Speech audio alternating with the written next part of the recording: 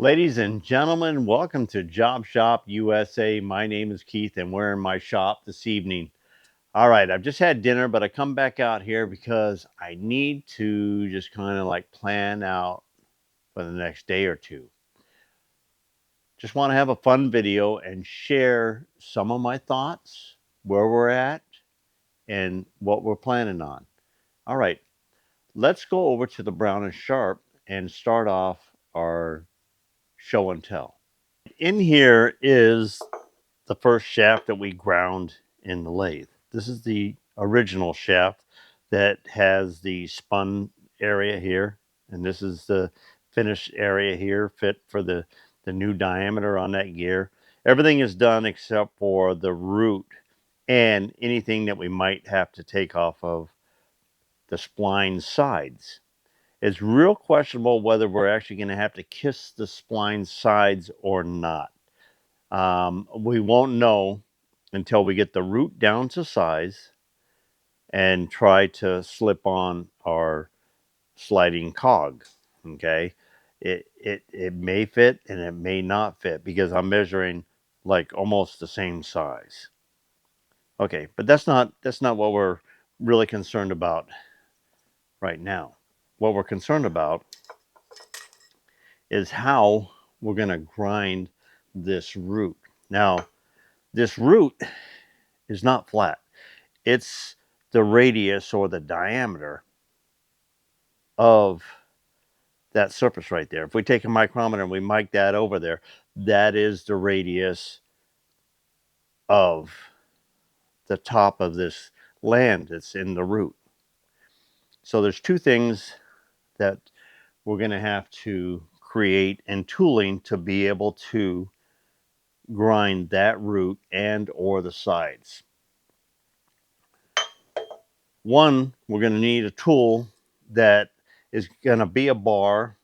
It's going to hold the nib at the diameter of that root that's going to be the finished root. And we will be able to put that tool in between the centers here, and we will be able to rotate it and grind that radius or that diameter that we want to finish off at into the stone itself.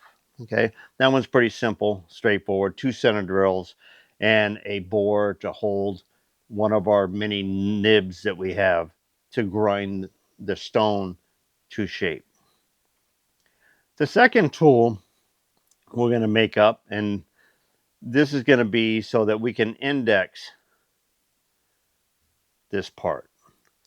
And I'm going to draw out a shape, which will be two bolts going down in here through two bores, and a shape that will come up that will bolt down to this, locate and register in the center groove so that it's exactly center line with our part. And then we're going to have a bore with a cylindrical that will be spring loaded, and it'll have a pin in it, so I'll be able to push it down, and then we will have a spring loaded indicator so that we'll be able to indicate those parts. So that's the design in my head. In the next couple days, I'm going to go ahead and cut out the aluminum shape in the water jet, and then come over to the mill and mill the bore, the slot, and the pair of holes, and also the finish off tee. We're going to make this part 1 inch thick. So the water jet is going to cut out a 1 inch slab in the trapezoid shape that I draw out. All right, so that's the plans for getting the rest of the grinding done in here. All right, now let's swing our attention on over to the Rutland lathe. Okay, we've got the second shaft set up in here, and we're going to grind it the same way as we ground the first one. But when we do come in on that step for the bearing, I'll carry more finishing on how I ended up with that. There, we knew how we did this end already, and I'll bring you in and I'll actually show you how we're going to do the step where we got the bearing diameter less than the gear diameter, and they're about 10 thousandths difference. Basically, inch and an eighth and inch and um, uh, 135 thousandths. All right, and basically the two difference in the diameter, and we're going to be matching it on that. And we're still carrying along the second shaft because if we have a mistake anywhere, or if one shaft comes out slightly better than the other, that's the one that's going to go into pearl. All right. But we didn't really come over here to talk about that shaft. We came over here to talk about this motor back here. All right. Today, that motor came in, and also today, another surprise came in for pearl, and it actually has to do with how I was going to send this lathe, and I was deciding whether I was going to include or change out this 3-jaw chuck. So let's go in the other room and see what our two items are that came in today that really make this project advance and even get more timely for sending this lathe off. Brought you in here because we have a nice clear table, just as you saw in the other video there. I had this covered with plant hangers, and we're still continuing on. We have a 300 piece order, and it takes several days to do that project. And we treat it just like any other project, except for it's a continually running project in this shop now. All right, so I have a clear bench, and also too the Wazer's clear for coming on with the aluminum project now, and we're pretty much not doing anything with the ovens, but the table is set up, and we're cutting out and welding up plant hangers. Okay, this came in today, and it's actually a box inside a box, and this one here actually has handles on. I think this actually has handles on it. Let's see. There we go. Okay, I'm gonna let this box drop. Okay, all right. Box in a box.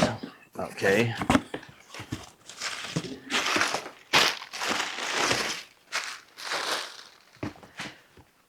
Once I knew the size motor that I needed for that and the frame size built, I found this on eBay. This is a ball door Super E. So what I needed for this motor to match up and run the Rutland with three-phase power, first off, I needed to find this comparable RPMs. So this is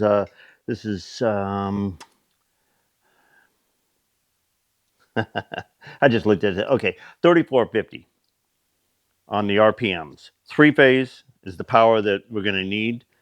And the shaft size was smaller than the pulley on the Rutland, but the pulley on the Rutland was a millimeter size shaft, and like 27 millimeters or something like that. So I'm going to have to bush or sleeve the pulley, which I'll probably just take a slug and fill it and then re-drill and key it to fit this shaft here. The main criteria was the height and the width, and having the junction box on the back side and nothing underneath and inside here. All right, with a pattern that's mountable to the adjustment plate. So I'm real happy with this, and it wasn't an expensive, I mean, everything's expensive now, right? But buying this on eBay and and and finding a decent motor in this condition here was a good find, and I'm super happy with it. So we're not held up on changing out the motor because We got this month's deadline to get this lathe crated up and ready to ship by October. Cat's out of the bag or the motor's out of the box. All right.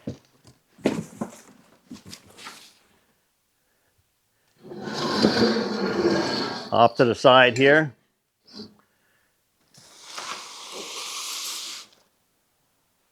The next box here, and I'll open this in a second. I want to bring this up here.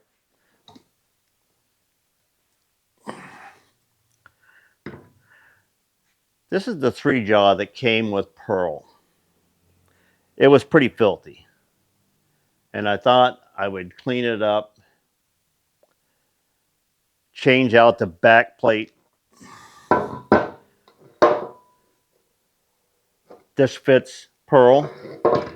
So I was going to take this chuck, mount it on the Rutland's backing plate, and take the Rutland's backing plate, and I mean the Rutland's Bison chuck, which I love. I love Bison chuck. In fact, I bought that one for the Rutland back when I got the Rutland. Good 3-jaw chuck. When you need a 3-jaw chuck, you want one that's going to repeat and run true. And I've always favored the Polish-made Bisons. And so I'm also crunched for the time. And of course, changing out, putting the adapter plate back in, and doing all the machining that you need to do on the lathe to make it mate, and then go back to the mill, put in the hole patterns on both of these back and forth, because not only do I have to do it on the Rutland, I'd have to do it on the Monarch Pearl at the same time, or when I got her running. Of course, seeing how I'm actually getting busy on the shafting for the gearbox, it looks like I'm making some progress here now. So let me put this to the side.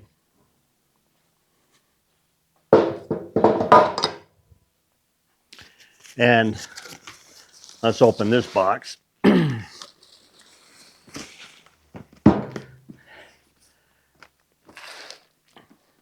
And here again, I went online and I looked in eBay and so on. And then I found a manufacturer listed on eBay and tagged him in his own place. And I'm going to need a pair of scissors. While I was going to get the scissors, I also thought about a word to, or just an idea, food for thought for a younger generation. I'm 66 now, going on 67 here this year. And I'm still investing in my own shop. And all of us invest in our own shop. Back in the earlier days when I was starting my career, I actually invested more physical expense than money expense or funds, because that seemed to be what you had the abundance of, was time and energy and interest. And I do have to say, throughout my whole career, the time or the interest part is always held up. I mean, hence I'm doing the same thing, not the same thing every day, but I'm in the trade of a jobber. And so I do have to say that investing in yourself is key to your success. It's not the only key to the success, but it's a good part of it. So let's see what I invested in.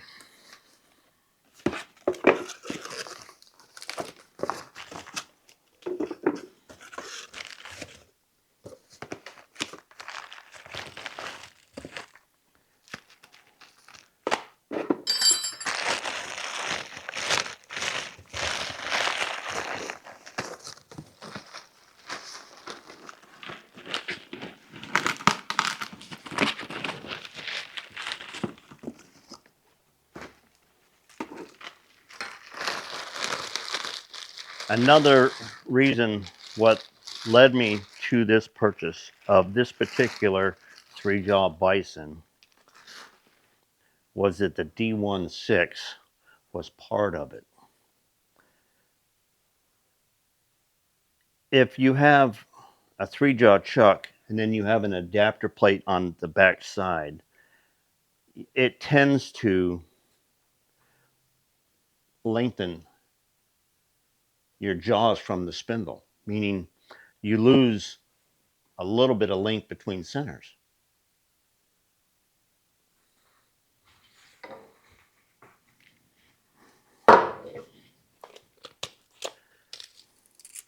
That chuck's 3, and this is 1 1/4. So that'd be 4 1/4. And we're at 3 1/2 right there. So 3/4 of an inch, but 3/4 of an inch is a lot if you don't have that 3/4 of an inch. Also, to put you out farther from the spindle, 3/4 of an inch less stick out from the spindle. There's a couple different ways you can look at it. All right, so nice chuck wrench. We'll see how long that spring lasts. See, I have the automatic hand when it comes to a chuck wrench. If you look through all of my videos running the lathe, you will not see this left in the chuck.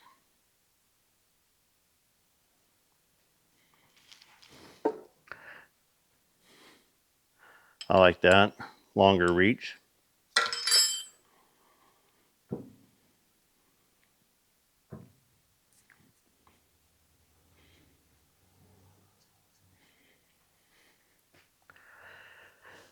I'm going to be happy that Pearl has this chuck option.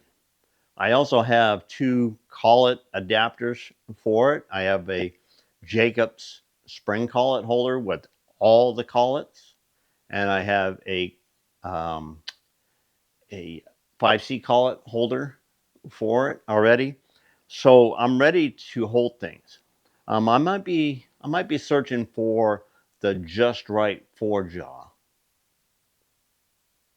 but it has to be just right.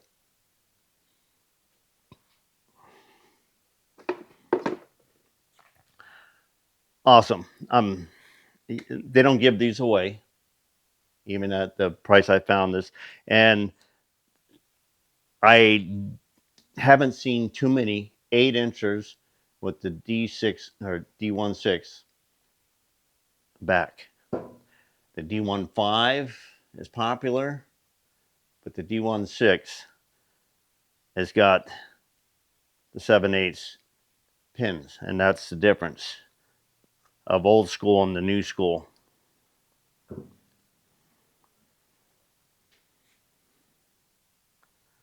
So I have a new chuck adapted to the old spindle is pretty good.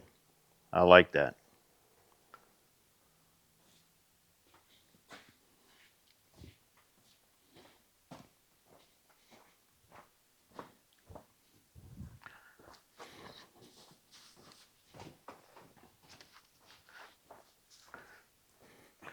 Okay, I'm just wiping my hands. I'm not going to take the oil off of this thing. I want to leave it like that. In fact, I'm going to put it back in the bag and into the box and go ahead and store it in the other room there where I don't have any issues with climate control and stuff like that.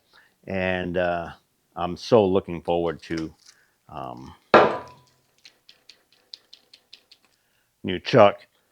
This also means that I can send that lathe with a chuck that's the equivalent of what I'm keeping, or I'm keeping the equivalent of what I'm sending. Just meaning I'm not going to give you anything more or less than I would use myself. Everybody knows that I was given that Rutland lathe by John Peters, good friend of mine, and I'm there passing it on to someone else after I've done all the upgrades and the rebuilding of everything that you've seen throughout my videos on it. and maintaining it. And here in another, probably this next week, I'll go ahead and we're going to do a video. We're going to sit down. I'm going to tell you where it's going. And I might be asking for favors on adding a few things to the tooling list that I'm going to be sending with it. I have a full toolbox and all of that, but I might need a few 5C collets and a couple other things because it does have a collet closer, but I'm going to be keeping some of the collets in my collection for pearl, and I want to give at least a combination of some to the new recipient that's going to get the lathe. Oh, I think it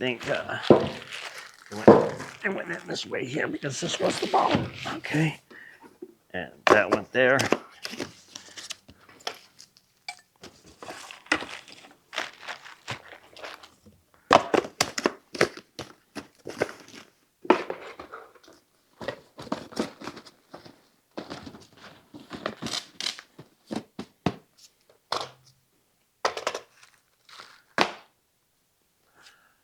Awesome.